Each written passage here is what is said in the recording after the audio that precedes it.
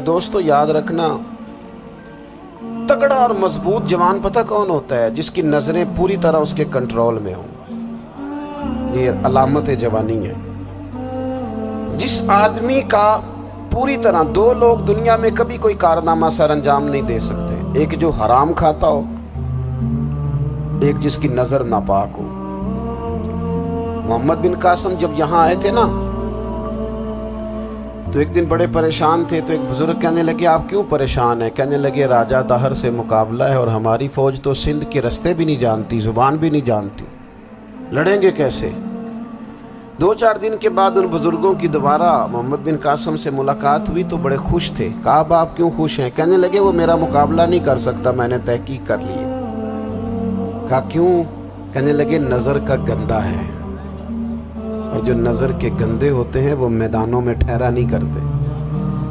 میدان کے لیے نکلنے کے لیے پاک جوانی کی ضرورت ہوتی ہے، تطہیر مزاج ہونا ضروری ہوتا ہے، پاکیزہ افکار اور سچی اور سچی ستھری سوچوں کا ہونا ضروری ہوتا ہے۔ اس لیے فرمایا کہ میرا مقابلہ نہیں کر سکتا۔ حضرت عبداللہ ابن حذافہ کمرے میں تھے تو وزیر کی بیٹی اندر سجی سنوری پہنچ گئی۔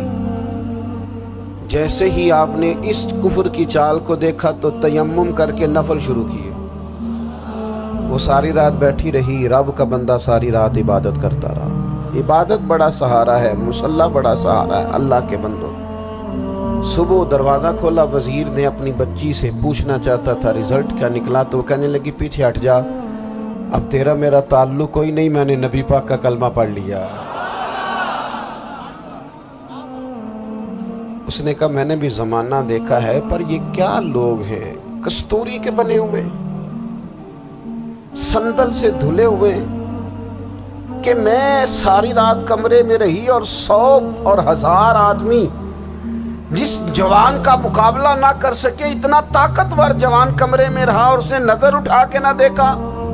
وہ کچا رنگے للاری والا جڑا چڑھدا تے لیندا رہندا ہے، اے عشق تیرے دا رنگ محمد چڑھیا پھر نہیں لیندا۔ میں کہا ایک دفعہ نظر اٹھا کے نہیں دیکھا، کمال ہو گئی۔ اتنے بڑے لوگ، اتنی بڑی سعادت مندی، فیروز بختی، معاملہ فہمی حد ہو گئی۔ اللہ اکبر۔ دوستو بادشاہ جب پوری طرح ہار گیا نا، اس نے کہا مار دو۔ تیل گرم کیا ایک کڑاہی میں، اور جب آپ کو اس میں ڈالنے لگے تو آپ کی آنکھوں میں آنسو آ گئے۔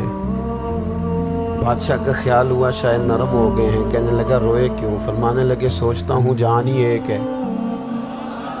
کتنا مزہ ہے اس کی راہ میں جان دینے کا، کتنی لذت ہے اس کے نام پر مرنے میں۔